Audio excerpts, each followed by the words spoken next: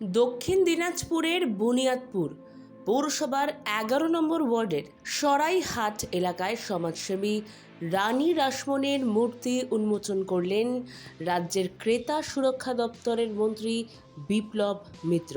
পৌরসভার উদ্যোগে ও স্থানীয়দের সহযোগিতায় স্থাপিত এই মূর্তির উদ্বোধনী অনুষ্ঠানে পৌর প্রশাসক সমীর সরকার সহ বিশিষ্ট ব্যক্তিরা উপস্থিত ছিলেন।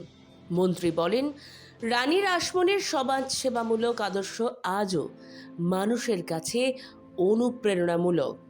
এলাকাবাসীর মধ্যেও এই নিয়ে আনন্দের পরিবেশ সৃষ্টি হয়।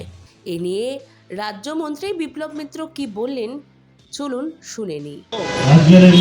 যারা কর্মচারী আছেন তাদের সকলের সহযোগিতায় আজকে স্থাপন করেছে এবং রানী রাসমনি হচ্ছে একদম এমন একজন মহিলা গোটা বাংলায় পরাধীন ভারতবর্ষে বাংলাকে একটা মুক্তি রসে তিনি সমৃদ্ধ করেছিলেন তা নয়, অপরদিকে তিনি সমাজ সংস্কারক হিসাবে তিনি গোটা বাংলাকে একটা নতুন পথ দেখিয়েছেন। ঈশ্বরচন্দ্র বিদ্যাসাগর, রাজা রামমোহন রায় থেকে আরম্ভ করে যারা আমাদের বাংলার সাংস্কৃতিক যে বিরাট পরিবর্তনের যজ্ঞ শুরু করেছিলেন, সেই সময় রানী রাসমনি তাদের সঙ্গে সহযোগিতার হাত বাড়িয়ে দিয়েছিলেন এবং তিনি হচ্ছেন সেই ব্যক্তিত্ব, সেই মানুষ, সেই মহিলা যিনি আমাদের পাশাপাশি ভক্তি রসে বাংলাকে সমৃদ্ধ করে তুলেছিলেন।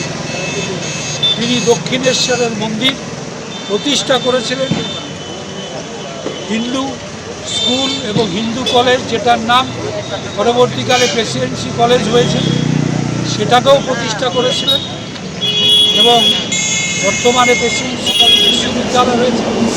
ন্যাশনাল লাইব্রেরি, যেটা ইম্পেরিয়াল লাইব্রেরি বলে আগে সবাই জানত, সেটা রানী রাসমনির বিধান এবং তিনি প্রচুর মানুষের স্বার্থে কাজ করেছিলেন সমাজ সংস্কারক হিসাবে এবং তিনি বিধবা বিবাহ প্রচলনের জন্য চেষ্টা বিদ্যাসাগর, রাজা রামমোহন করেছিলেন, তাতেও সমর্থন দিয়েছিলেন এবং সহযোগিতা করেছিলেন এবং যার ফলে বাংলায় একটা সেই রেনেসাঁর যুগে তিনি অন্যতম একজন পুরোধা ব্যক্তিত্ব হিসাবে এবং মহিষী মহিলা হিসাবে তিনি যতদিন বাংলা থাকবে, বাঙালি থাকবে, ভারতবর্ষ থাকবে, রানী রাসমনির নাম অক্ষয়।